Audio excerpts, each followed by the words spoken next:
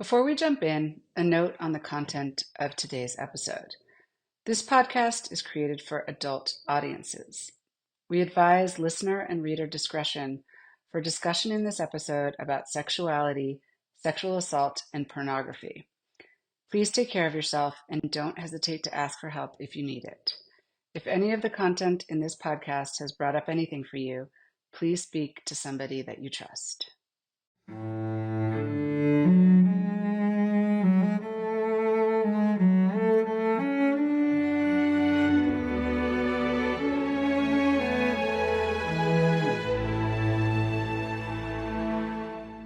Welcome to On the Table with Ashley, a podcast where I explore ways in which we can lead more fulfilling lives and amplify human connection by communicating with less judgment and more respect. It's my pleasure to welcome Stephanie Boye to On the Table today. At the beginning of her career, Stephanie focused on her creative side, including as a clothing designer, stylist, and creative director. Now, a mother of 3 teens, Stephanie focuses her time working as a sexual assault counselor and raising awareness and educating teenagers on sexuality while raising her own children. Stephanie has taken her entrepreneurial drive and applied it to this critically important topic that is taboo for so many. For the last 3 years, Stephanie has been in the Speakers Bureau with RAINN, our nation's largest anti-sexual violence organization. Currently, she's producing a podcast on the impact of pornography on youth called Laid Bare with Anonymous X. This podcast features interviews with a wide range of guests and the far-reaching effects of pornography. Stephanie's highly watched TED Talk on the topic was given in Charleston in April of 2019. You can find Stephanie at stephanieboye.com. That's STEPHANIEBOYE.com, and on Instagram at StephanieBoye. One of the areas of focus of On the Table is to encourage engaging in difficult discussions. And we hope this episode will not only be incredibly informative in a very important area, but also serve as a resource for how to successfully navigate difficult discussions. So thank you for joining me, Stephanie. Thank you for having me. So I'd like to start just getting to know you a little bit. Can you tell us where you grew up and what kind of kid you were, what you liked to do when you were young? I grew up in Bucks County, Pennsylvania, which is kind of like rural. I'm trying to think. I guess the funny thing is I grew up Catholic, 19 years of Catholic school, and here I am, a sex educator. So it's kind of ironic, and obviously something that impacts the way that I look at what I do and the way I talk to kids, because I understand very much growing up in a conservative home. Yep, that makes sense. Can you talk a little bit about how you found your way to this work? Yeah, I started this work in about 2015. I was myself sexually assaulted as a college student when I was intoxicated. And as my daughter, usually what happens with sexual assault is around the time that something happened to you, it starts to bring, if you have children that age, it starts to bring up those same emotions.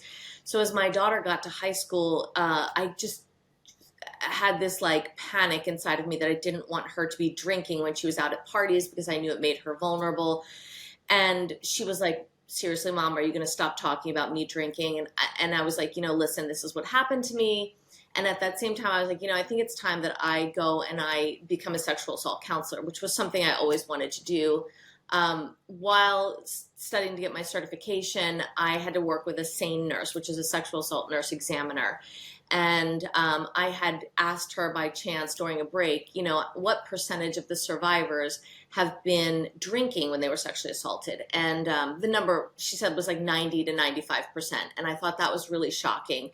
And I just thought, well, the conversation needs to change the way I'm talking to my kids, because I just didn't want them to engage in behavior that basically made them vulnerable to other people. So, as I researched, I found out more about like the impact of pornography on young people. I started telling my friends, and of course people were shocked and they were like, what does pornography have to do with anything? And that just led down a rabbit hole, which is where I am today.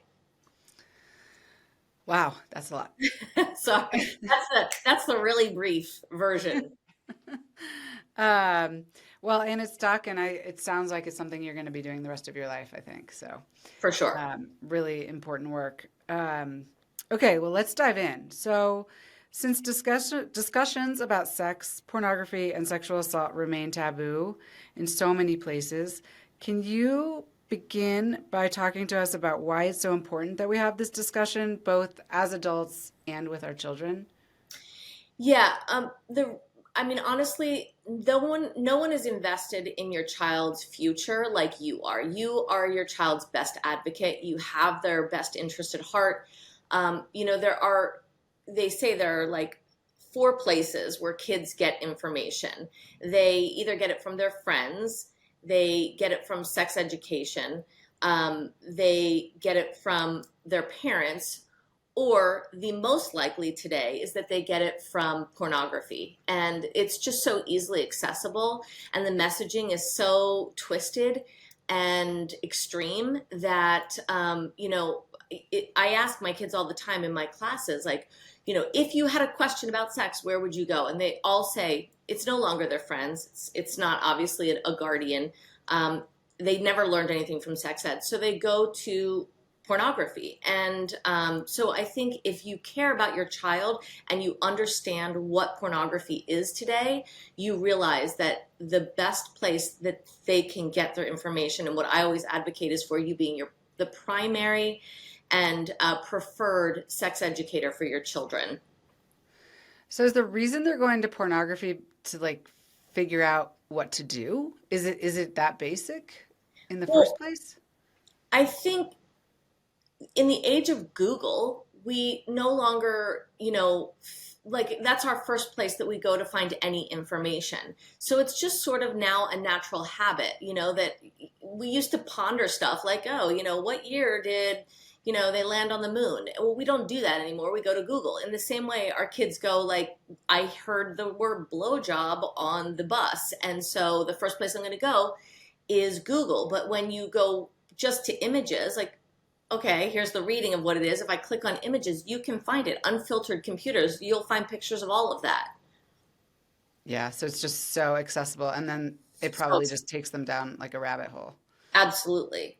And we're beyond the point in this day and age. Like a lot of parents think, well, you know, in our day, our parents didn't talk to us and Right. about anything sexual. And, we're no longer in that world, frankly.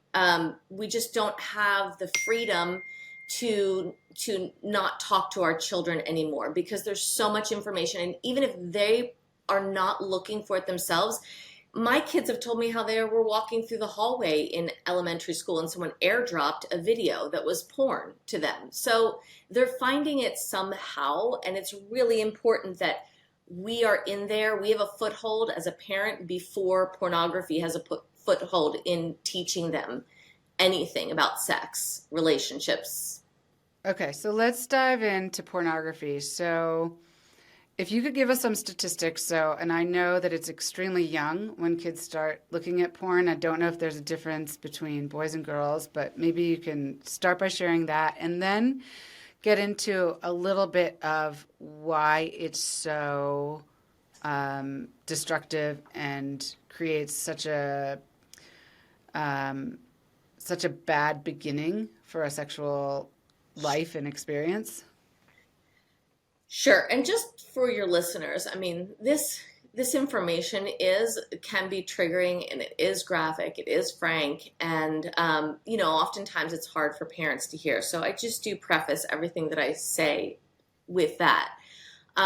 Most experts that you'll read, experts say kids are exposed to graphic or pornographic material by the age of 11. There is no one who works with young people who thinks that that is accurate. The real number is probably somewhere around 8 or 9 years of age. My Oh, own wow.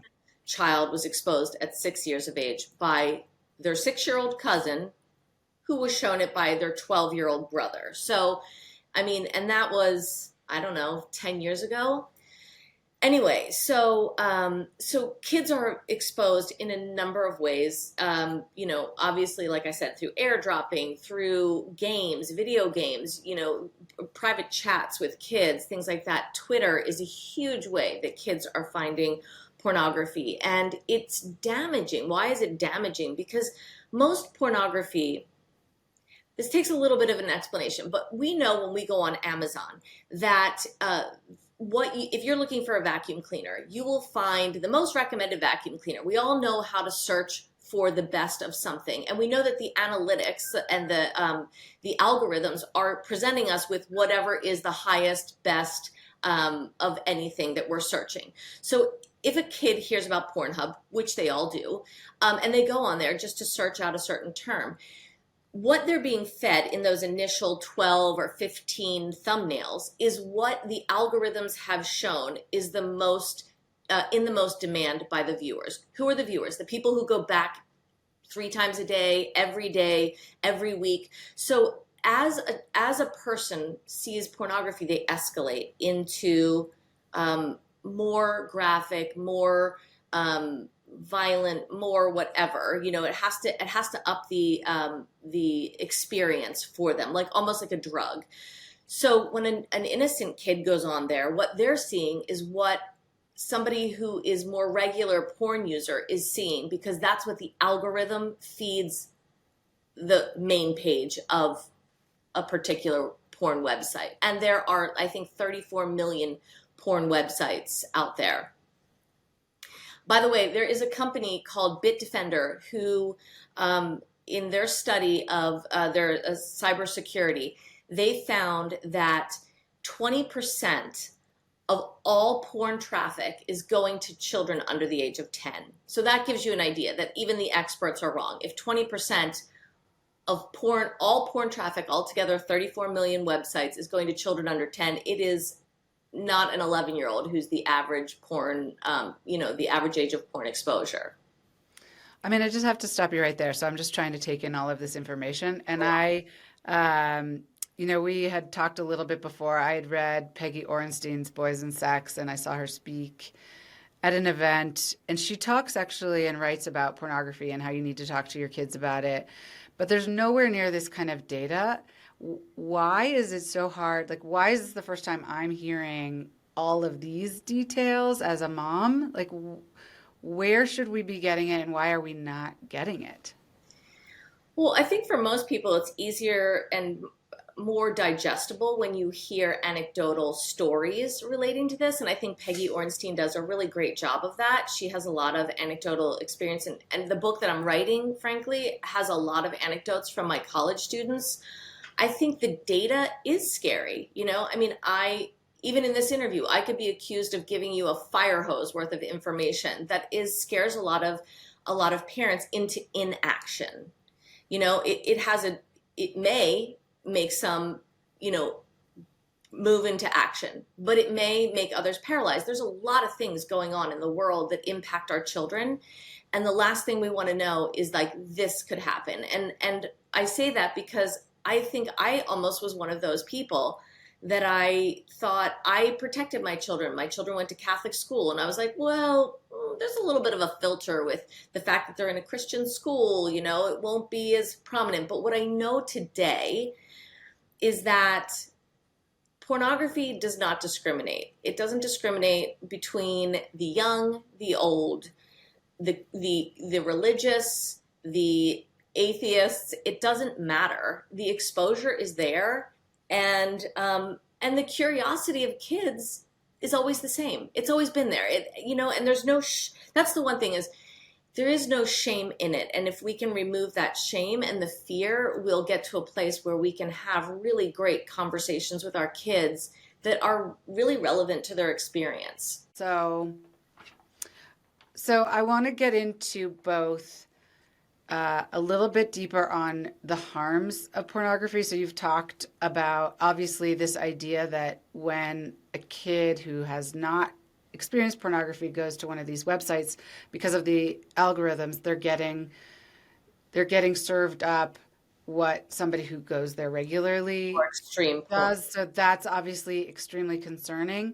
But But I think that there are other, in your TED Talk, you talk also about other harms. And some of the things that I've heard about as well are it's just not, it's not, uh, it's an act, right? It's not real life. And kids could believe like this is what sex is supposed to be like. And Sure. then they could have trouble either enjoying sex or even performing in a real encounter because it's not anywhere close to what they're seeing in porn.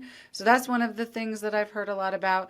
You also talked about the people who are performing in those in the pornography, and maybe you could talk a little bit about that and the harms to them. And then I want to get into like what can we do? What Okay. should we be doing?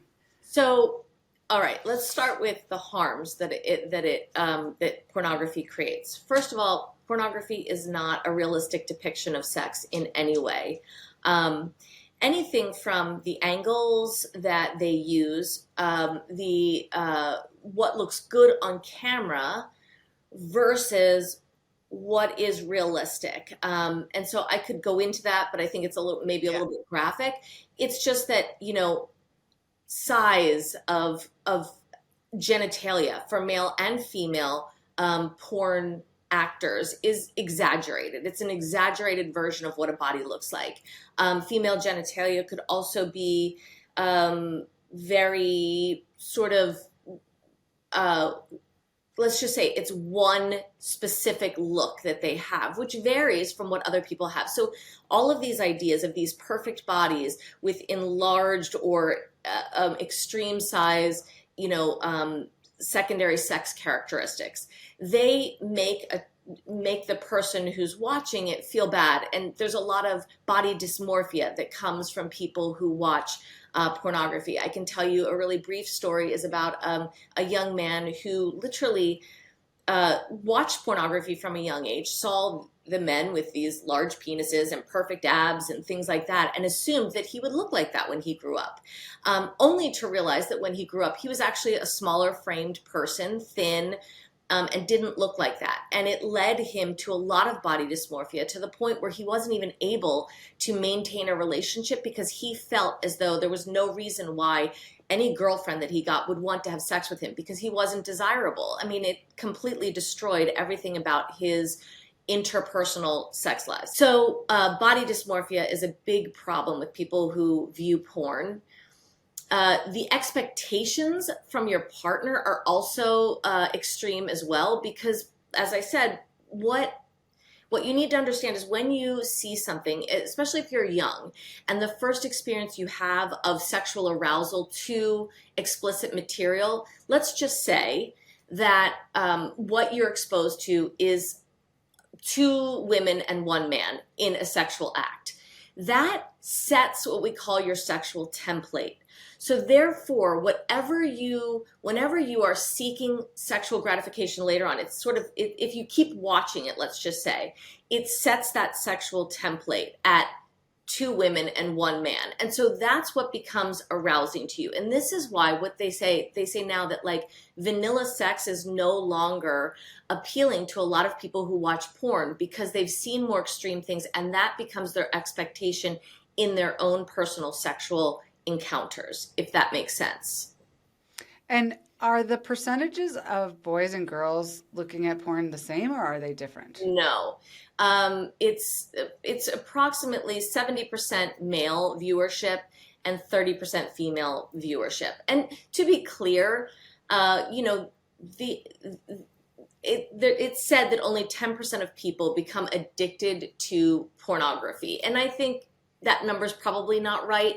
But when we talk about the extreme of pornography, I don't want to lessen parents' desire to talk to their children because my biggest concern with kids is really not their addiction to pornography. I mean, that's a concern for sure, but more importantly, it's how they view women, how they view men, these very gender specific stereotypes, and how there are studies that young men who watch pornography have a much lower objection to violence against women.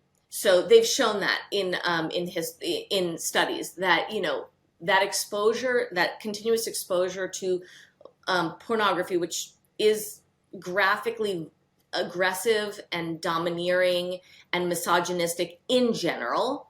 Let's not say violent. Maybe violence is only a certain percentage of it, but it does have all that gendered stereotypes. It is demeaning to women. And they have found that, consistent viewers of pornography, young men, do have a higher threshold for violence or demeaning or anything against women. That's concerning. And even if it's not to that level, it's still very concerning, because if those boys have this sexual template that you were talking about, that's, something that's different than what their partner is interested in, then it could put a lot of pressure on the partner. Oh, it absolutely does, without a doubt. And people will say, well, where is the evidence? I have talked to, I would say, at least 2,500 college students. And without a doubt, girls will tell me all of the time how guys have extreme and aggressive expectations of them once they get to college. I literally interviewed a girl yesterday who told me that not one of her sexual encounters since she got to college has been without a guy trying to choke her. Every single one. Wow, I don't even have words. Oh wait, let me. I'll back that up even further. I told this to a friend of mine in New Jersey who was like, "What? This is happening?" I'm like, "Yeah." Her sophomore year, her sophomore daughter got in the car with a bunch of her friends, and she said, "So my friend," which by the way, this is a way parents can talk to their children, is say, "My friend told me," because kids, when things are objective, it's so much easier to have the conversation with your children.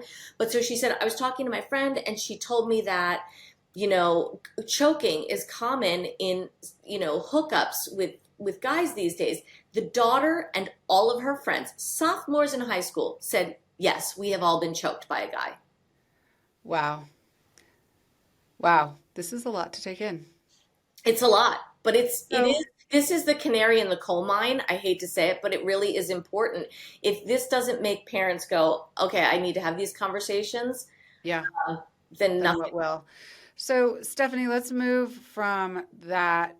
So, the choking to, are there data that pornography then can lead to sexual assault?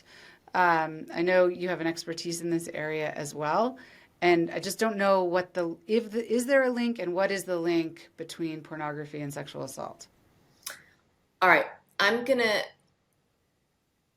Right now, you're going to hear me talk from my heart, from my experience, my anecdotal experience with college students, and over 1,000 impact statements that I have from them and letters from them. And I'm going to tell you that experts vary on this. And the reason being, some people are very pro-pornography. And I always start my class saying, I'm not anti-pornography. You need to make those decisions for yourself. I just give them all of the data and all of the information. And I share with them the letters from previous class or from their classmates' anonymous things. And I see how all of this is very relevant to them, and they can all relate to this very much. So for the educators who are pro-porn and they're saying porn is great for XYZ reason, they are not giving, there's no basis for them to say that, except for that pornography is seen by some part of the sexual education community as a way for young people to explore their sexuality, shall we say. And I definitely think that is important, that kids see representation of themselves. Let's just say that. But I think that denies the fact that pornography has a very more ugly underbelly than it has in helping kids to explore their sexuality. They can see representation in regular, everyday shows on television. What is happening more is girls are being conditioned to expect very aggressive behavior from young men.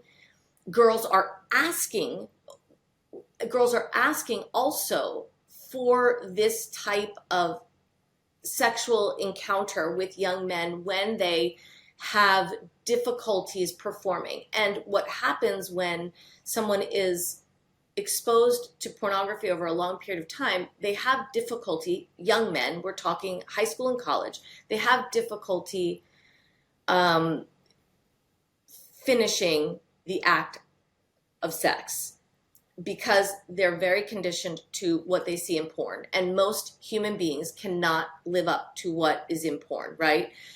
So girls are saying, I'm willing to do whatever it takes to satisfy my partner, even if that crosses boundaries that aren't comfortable at all to me. And they're also conditioned through pornography that asking is sort of not cool, because in pornography, the typical sort of storyline is that a guy is so irresistible, sexually irresistible, that a girl, even if she first says, no, I don't want any, really wants you to keep pushing and keep pressing her to have sex with you. And then you're so sexually irresistible that she won't be able to deny whatever it is that you want. This is the storyline that's told to young men and conditioned and sort of the template in their brains. So they don't realize that this pressure and convincing and is unacceptable, because really that's what they've grown up to see. Does that make sense? Yeah. So let's get into a conversation about consent then. So, I have had, in Peggy Orenstein's book, she talks a lot about consent. I have two teenage boys. I'm not going to talk too much about them because they would not be happy with me. But I have these conversations, right? Talk about pornography, talk about consent. But now listening to you, I don't think it's sufficient, because what does consent really mean? How do you, even if you assume that a partner is not under the influence of anything, and you have a discussion and you get a verbal yes, is it really consent if there's all of this societal pressure on both sides from what they're sort of being fed? And if that is the case, then how can you actually get consent? And how can somebody who's on being asked, I don't want to say a girl because it may be two boys or, whatever, or two girls, whatever, but the person who's being asked, how do they have the voice to say, like, no? That's a really good question. And honestly, this is something that we talk about in my class a lot. How do you say, not how do you say no, not initially. Okay, so let's be very clear. Consent is the ABCs. It's about agency, it's about boundaries, and it's about communication. And agency means that I understand that I am the ruler, the sovereign ruler of everything that touches and happens to this body. And if anything changes that makes me unhappy, I absolutely have the right to say no. Okay, that is agency.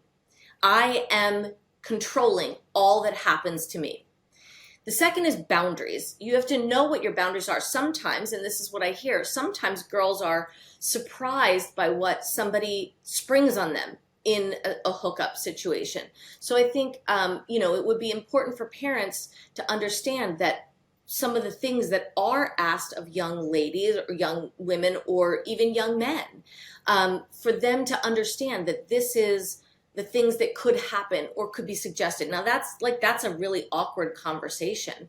But I think, again, going to subjective, objective, that you can talk objectively about these are the things that are very popular in pornography. Choking, this expectation of, anal sex is another one that's a big one that girls tell me about. So there are these certain expectations that I think come from pornography. The expectation of even creating a sex video with somebody is sort of something that comes from pornography. This idea that we're going to create this together. And, I have I have had more than one student who had their video put up on Pornhub without their consent.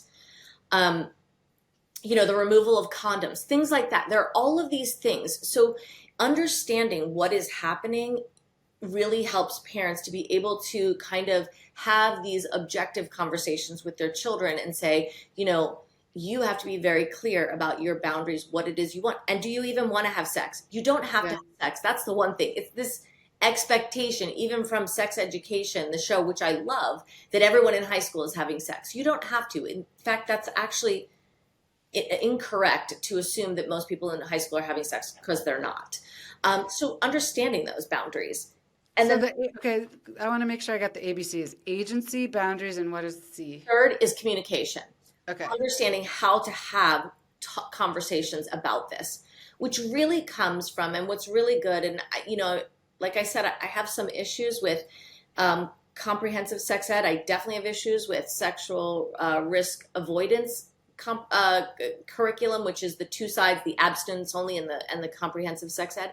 But I do think what's really helpful is at a high school level, when kids have this kind of more comprehensive sexual education, they are asked to engage in these kind of conversations and deal with the awkwardness of these conversations, because you have to be able to have them. And when kids are never exposed to their peer group and having to say certain things, and power dynamics, and discussing how power dynamics play into that, it's very hard to use your voice to communicate what you want in these situations, if that makes sense.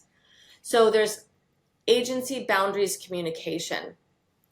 All of those are super important. I would say, the legal definition of affirmative consent is what you're saying. You have to say it's no longer no means no, it's yes means yes. And that's because if somebody were passed out, they spoke a different language, they were disabled, they may not be able to communicate in the way that we do.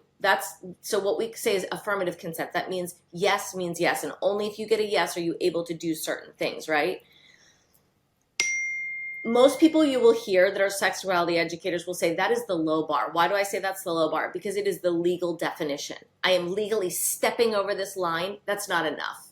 Because I can say yes and feel disempowered in a situation, but if I am going for what's next, which I would call enthusiastic, your partner is not just saying yes with their words, they're saying yes with their body, with their language. So if somebody says yes, but they're pulling away, they were really chatty before and now they stopped talking, or they weren't very talkative before and now they're really chatty, or they're, seemingly scared or crying, legitimately crying. These are nonverbal cues that this person is saying yes, but their body and everything else is saying no. So affirmative consent, low bar. We want enthusiastic, where someone gives you the hell yes. Hell yeah, I want to do that with you. I'm excited. Let's do this, right? Yeah. Okay. Let's talk a little bit about how to talk to our kids. If you have, I don't know, there may be things you can put in the show notes, or we can point people to your website, but are there scripts? How often, at what age do you start? There's so many things we could talk about, but Sure. If you could just give some advice. Yeah. I think it's a continuous conversation throughout their whole life. Because like the three things I gave you, agency, boundary, and communication, you can use that for anything. For sitting at a table with your friends at the lunch table and someone grabs French fries off your plate, you can use it with somebody like pulls your hair in line, so if you're always reinforcing in your child the ideas of agency, boundary, and communication over what you want. And let me give you this, which is what I tell my students. We used to go by the golden rule, which everybody knows: do unto others as you would have them do unto you. In sex, and particularly in sex, we use the platinum rule, which says, do unto others as they say they want done unto them. And as one of my extremely astute students said, only if it is in alignment and desirous from you to also do the same thing, which I think is very accurate. But But so I would say you can start those conversations so early because you're not talking about sex. You're talking about your child's right to agency and sovereignty over their body. What are their boundaries? Respecting their boundaries and helping them to communicate and advocate for themselves. That starts from the time they are young, right? So I agree with that. But I also think then as they get older, and I'm not sure how old, it has to get more specific. I mean, some of the things that you've talked about today, I definitely will be having conversations with my children because just knowing that this kind of content, like the choking, for example, and that is not, that how prevalent that is something that, and I don't know, I don't know exactly, they don't talk to me about what they've looked at specifically, and I don't know how it shapes like expectations, but I worry about that. So it feels like at some age you have to get more specific. Sure. So I think it all depends on how comfortable you are. And I think I'm going to give you a couple of pointers because I think this is what's important, what you're really trying to get to here. How do you have awkward conversations with your child? First of all, they will not be awkward for long. If you start early enough, and you can start at any age, legitimately at any age, but if you start early enough, they will not be awkward after 4 or 5 conversations. And I'll just give you a little tidbit that I got from my friend, Cindy Pierce, who is an amazing sex educator and has written several books. But she said she had a mom who came and said, and so now we all use this. She uses it, I use it. But a mom who said, told my son, every Wednesday at 4 o'clock, we're going to sit down for 10 minutes. I'm going to use an egg timer. I'm going to turn it on and I'm going to tell you something that I learned. And you don't have to reply. There is no obligation upon you to reply to anything that I tell you, but I just want you to hear what I know. So it gave it to him in little bits. He was under no obligation to reply to her. And yet she was the bell could not be unrung. Of course, he heard it. And eventually he got used to it. And she said the third time he still was not saying anything. By the 5th conversation that they had, the 5th 10 minutes on the Wednesday, he was like, okay, Mom, but I have to ask you about what you said, da, da, da, da, da. So it was in there. So I would say that is some of my best advice. Thank you, Cindy Pierce, for sharing that story with me. Yeah. The second thing I would say is, like I said earlier, objective conversations are so much easier than subjective conversations. And there are so many TED Talks out there that talk about a certain thing. What I would do with my kids is I would find TED Talks and I would say, I'd like you to listen to this. And then can we talk about it tomorrow? I just want you to watch it and think about it, and then let's talk about it. So that could be one of the 10-minute conversations, giving them a little bit of something to research and see. I also think that there's so many other places in our culture that we don't even have to talk about porn. If you watch, or if your kids watch sex education, if somebody has watched Gossip Girl, if your kids have watched Outlander, or they've watched Game of Thrones, all of those, they are replete with sexual situations, relationship situations, power dynamics. If you understand, and so my book is teaching parents about these different types of things that you have to look for. But if you understand that power dynamics play a huge role in how a person who is less empowered responds to anything from the more empowered person, you'll be able to have that dialogue with your child saying hey, it's weird that this senior boy in this movie is dating the freshman. What do you think? How do you think that plays out between them? You can engage in conversations about, a TikTok that I saw one time with my children. It was this TikTok and it was kind of sexual, the TikTok. And then one of the dance moves was pushing, it was very sexual. And then they were pushing the head down. It was and it went along with the words that indicated it was oral sex. And I used that as an opportunity to say to my son, okay, let me ask you a question.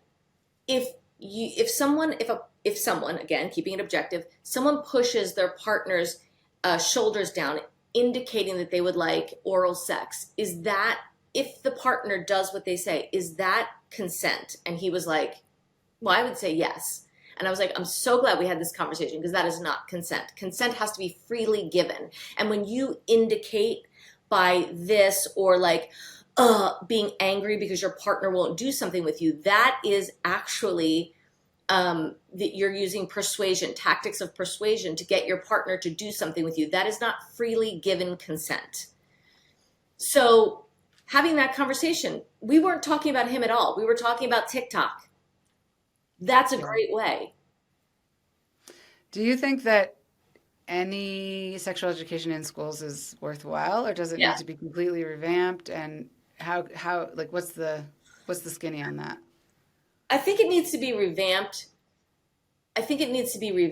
Sure. I think that, I mean, this is what my whole book is on, the research behind the two different forms, common forms of sex education.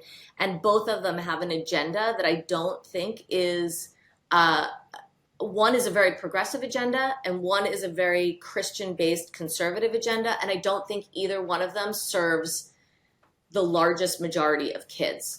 I will also say that I think parents, again, are the best educators. So I think that a lot of this should come from parents. And that is why I am really determined to help parents feel comfortable having these conversations and figure out when, how, what to say.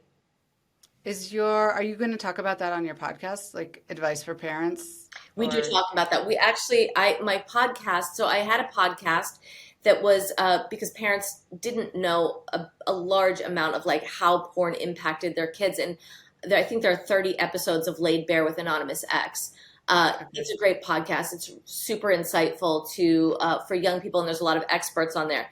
I started doing one recently called 7 on Sundays with a psychologist, and the psychologist and I, Dr. Shez Levy, we are writing a book together of scripts for parents that works in conjunction with my book, that educates parents and also works in conjunction with the work she does with marriage and family therapy. So yes, I think that it needs to be revamped.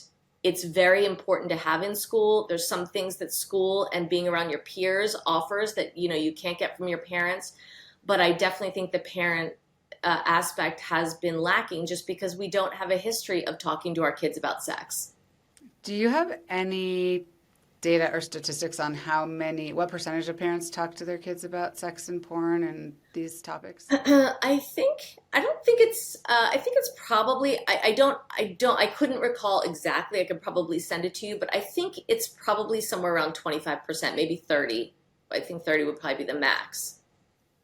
Okay, and so And as then, far as in-depth, yeah. like going into it, it's hard because it's taken me years to learn everything that I've learned. And my children have learned incrementally. So my goal is to kind of fast track parents because it's very hard unless you're doing all of this research to figure out how, when, and why.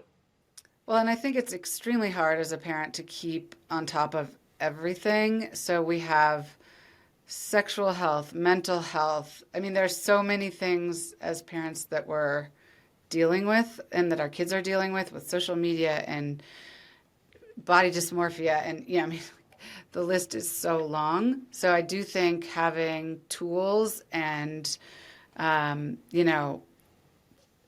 different places that parents can go that's sort of, off the shelf that they can Yeah. take, it's going to be incredibly helpful. Yeah. I mean, I think part of the resistance to having the discussion is cultural. Just our parents didn't talk to us. It's not comfortable. I think we need to get over that. Part of it, I think, is not having the data and the facts to know how important it is, which hopefully your book is going to address in part, and a lot of the work that you're doing also addresses.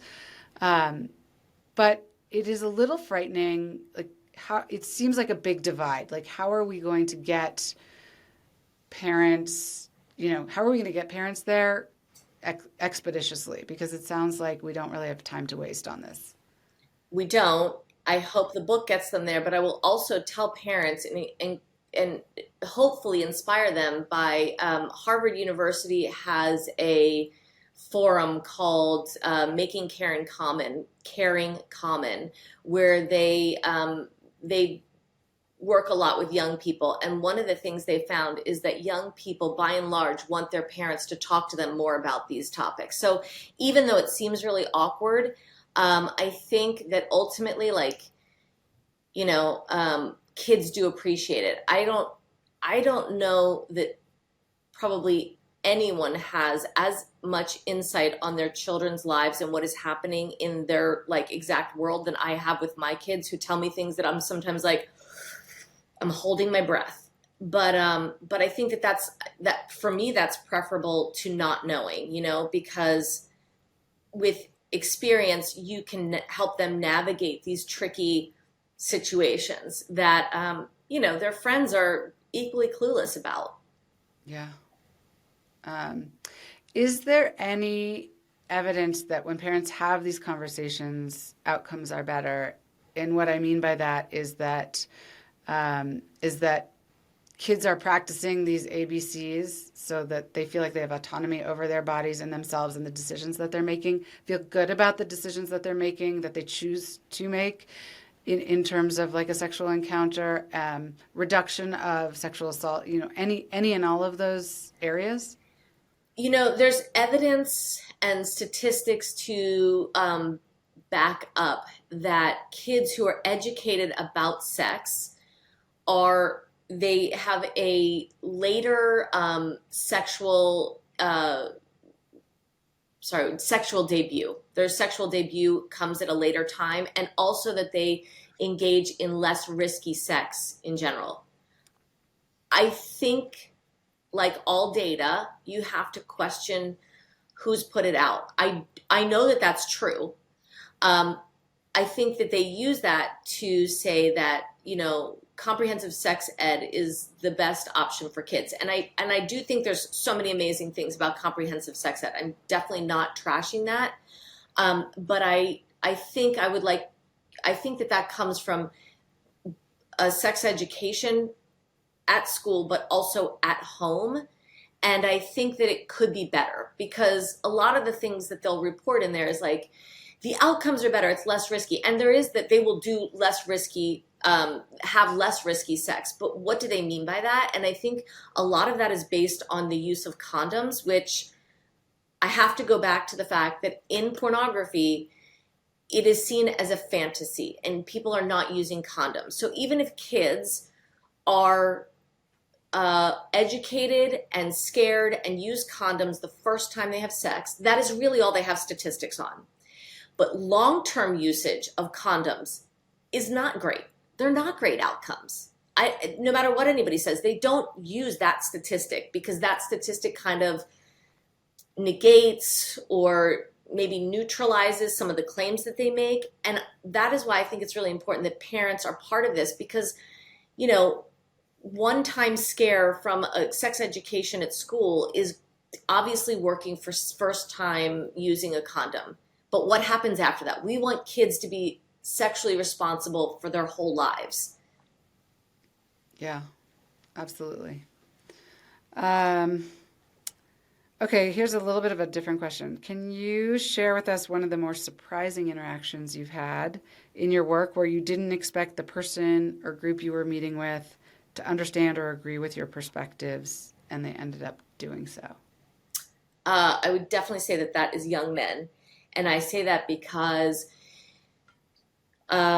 when I first started doing this work, several sex educators were like, when you have men in the group, they are very, they don't want to hear about how porn impacts blah, blah, blah. And I think the great divide is between males over 40 and males under 40. The guys under 40 have this aha moment light bulb that explains to them why they feel, disappointed with their sexual encounters, why they have certain kinks or fetishes that they have, why they are not able to finish performing with their partner and they have to go to porn. So it explains a lot to them. And I also see a lot of sadness. I see a lot of young men who feel sad, who come up to me afterward and said, like, why were we not taught this? Like, we were taught about drugs and alcohol. Why didn't anyone tell us about pornography? And, or they'll say, this explains so much. Or I've been fighting pornography and trying to, get away from it for a really long time. Do you have any advice, helpful advice for getting away from it? And yes, I have that too. But, To me, young men are always the most surprising because I guess I always anticipated that they would put up the biggest walls or boundaries, but they don't. They are humbled and sad and interested. And when I do longer times, like if I'm doing, say, 4 or 5 classes in a certain with a certain group, they'll come back to me and tell me how they have told other friends in their fraternity, or their group of friends are so surprised and they all sat around and talked about it, and how some are giving up pornography. Like, it's very interesting. They, to me, have the biggest growth from these conversations. Well, that's lovely to hear, and it's very encouraging, honestly. Mhm. So, do you want to touch on if people wanted to get away from pornography, what your tips are? I would say my number one tip is, well, two. I would look up online forums for other people. It's because it's a support group. It's an built-in support group, and you can find them on Reddit. You can find them on pretty much all of those forums. Uh, my favorite people who do work in this or who have a forum is Gabe Deem has one called Reboot Nation. Um, Gary Wilson is no longer with us, but he has Your Brain on Porn is a great website for all sorts of research and data and all of that kind of stuff that will help to fortify your maybe your commitment to giving up pornography. Reddit has NoFap. I'm not necessarily a fan of no masturbation just because I don't think that that's necessary for giving up porn. But what's interesting is kids today don't realize that you can masturbate without porn. And I always tell them it's been around since people started walking the planet. And there are cave drawings that indicate this, and, that were used for that purpose. But, you don't need pornography in order to masturbate. But anyway, NoFap is a great place. But then the number one resource, I think, is a woman I interviewed. Her name is Wendy Maltz. She wrote a book called The Porn Trap. That is, maybe it was written 20 years ago. I think it is the greatest, strongest path to leaving pornography behind. It Okay. talks about how it impacts relationships, how you can walk through these things. She's a therapist, basically, who worked on this and literally took her therapy and put it into a book. Okay. Okay. Thank you. Uh-huh. Okay. If people listening could only remember two things that you have to share, what would they be? Talk to your kids early and often. It's not one big conversation. And then I would say consent. Consent is the biggest confusion for most young people.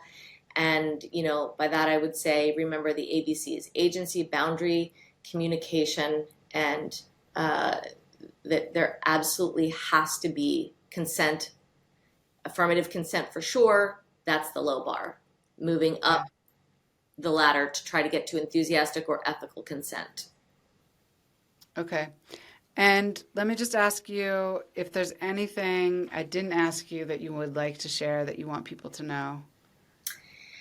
I think the only thing I sort of touched on it, but I think you will find that kids are actually really awesome when you have these conversations. And it's so scary to begin these conversations, but once you do, the relationship you have with your kids will be so rewarding, and you will see how you have helped them to avoid so many pitfalls in their life, in their relationships. And I will say this: every relationship we have is the foundation for every subsequent relationship. So if you can help them to have those first initial experiences healthy and good, they will always seek out good, healthy relationships. But if those first ones are shit and crumbling because they have, had someone take advantage of them, it's going to set up a much more challenging, you know, um, you know, future relationships. Yeah, that makes sense. Okay, well, that seems like a good place to end that conversation. Thank you so much. Sure. I feel like I've learned so much. I have a lot of work to do. Now, the thing is to And keep, you have a lot of work to do. I do have a lot of work to do.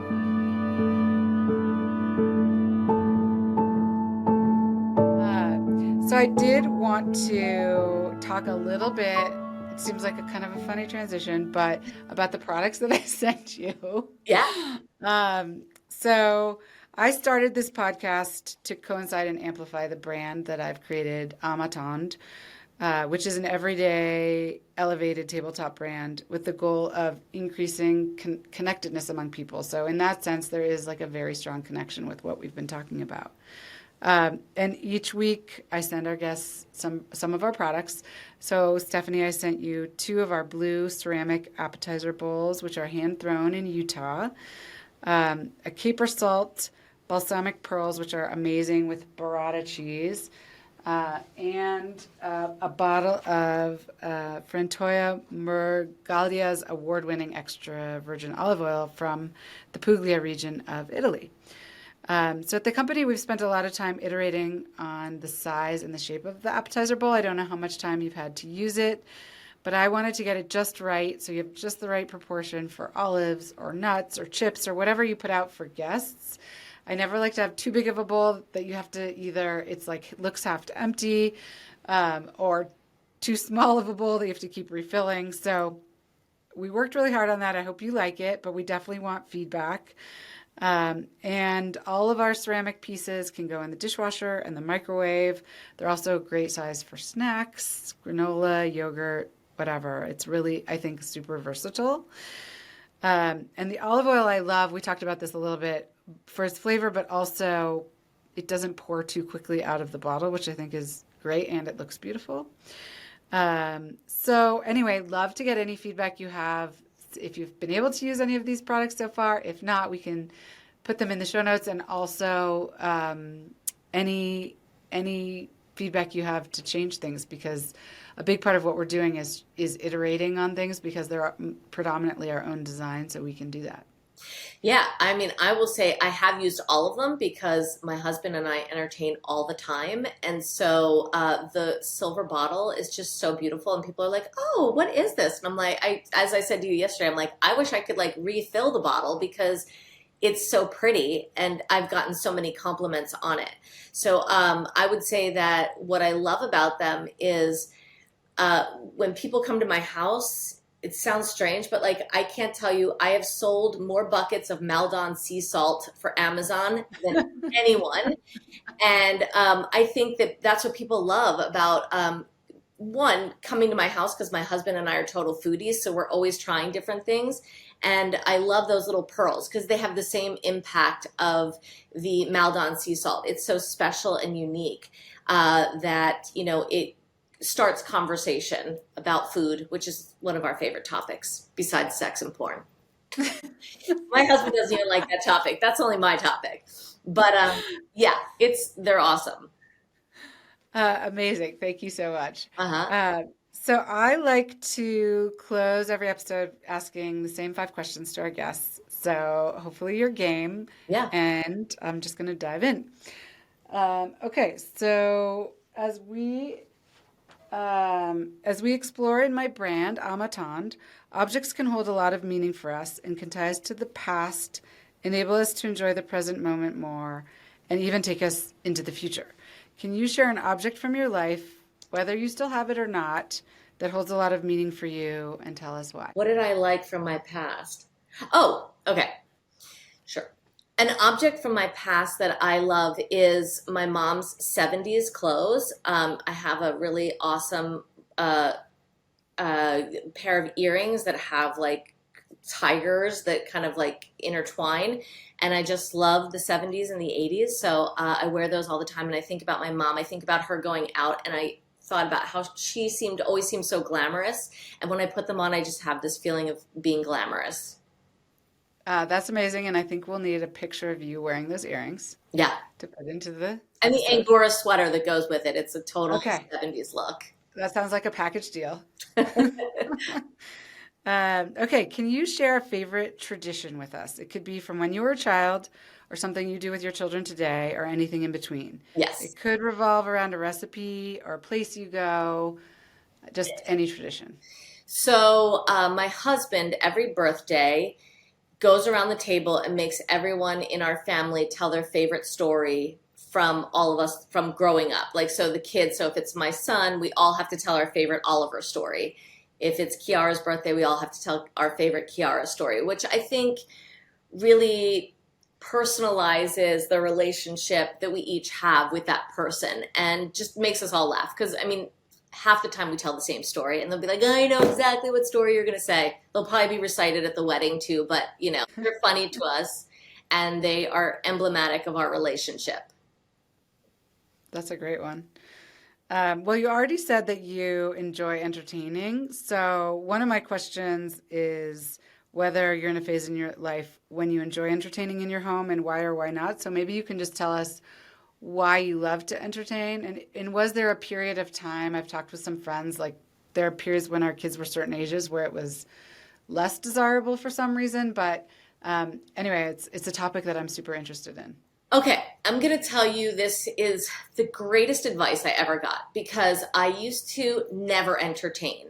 And I was like, I always felt like the house wasn't right or that this wasn't right or it had to clean or there was like so many, you know, ideas in my head about what made the perfect party. And my girlfriend always entertained. And then I moved to Charleston and I was like, I need to make friends. She lived here already.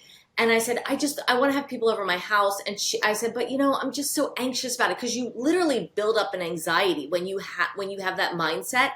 She said, Stephanie, I'm going to tell you something. People do not give a shit what your house looks like. They just want to get together. And honestly, I went, okay. And literally now our house is the house where everybody gathers because for the last 5 years, I've just been like, ignore the mess or embrace the mess and let's have fun talking. So we probably entertain people 3 or 4 times a month. That's amazing. And I agree. I think partially people get stuck entertaining because they feel like things have to be perfect or they feel like they have to home cook everything and that's overwhelming. And none of that is true, right? It's really about getting people together and spending quality time. So however you can do that is great. So I might hit you up for some of your tips on how you do that on a regular basis. I will say one thing. Yeah. I think this is really important for anybody who wants to entertain. Take a lesson from the South. The greatest thing about being in the South is everybody is, they don't always because I love to cook. So a lot of times I don't ask them to, but everybody is willing and asks what they can bring. Everybody brings at least a bottle of alcohol, usually an entire, cooler of all the alcohol that they want to drink for the night, and they all help you clean up. It's literally the easiest gathering and socialization you will ever have. And I think if I had that in Pennsylvania when I lived there or Los Angeles, I would have entertained more. Okay. I think the cleanup one is my big takeaway there. Um, so you've already given us a bunch of resources, and we'll put those in the show notes. But do you have 1 or 2 top resources, whether they're books, websites, or courses that you can recommend? And it doesn't have to be related to like sex education or pornography or anything. It could be just any of your favorites. You know, all of my favorite resources I put on my website. So I think that's just the easiest go-to place. On there, you can find TED Talks, you can find books, you can find other experts that I love. So I link to their websites. I don't care about that. And it also links to both of my podcasts. So I would say that's sort of Okay. the one-stop shop for all my Okay. resources. No problem. Okay, last question. What do you do for yourself? Do you have a practice, a focus, a habit, or daily routine that you adhere to that contributes to your success and or well-being generally? Walking, talking to friends when I walk keeps me Do you connected. walk in the morning? Do you walk at the same time every day? No, I have friends in all different places, so I kind of walk when it works for both of us, but just taking time to walk because otherwise I feel like, I've done nothing for myself. So walking is the biggest thing I do now, or hot yoga, but walking is also social. Yeah, absolutely.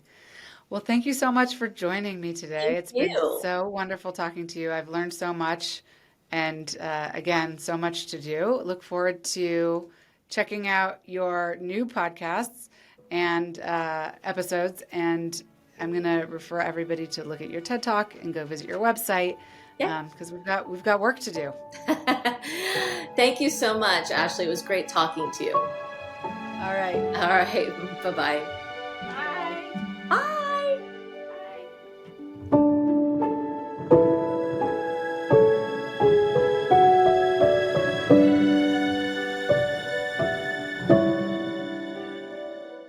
Thanks for joining On the Table with Ashley, where we'll meet individuals with thought-provoking perspectives from their varied life experiences and professions.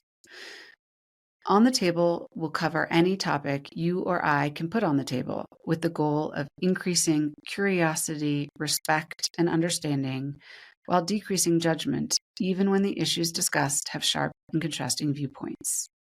On the Table also bridges to my company, Attend, which has started with the goal of helping people connect more meaningfully through straightforward, skillfully made, bespoke home goods.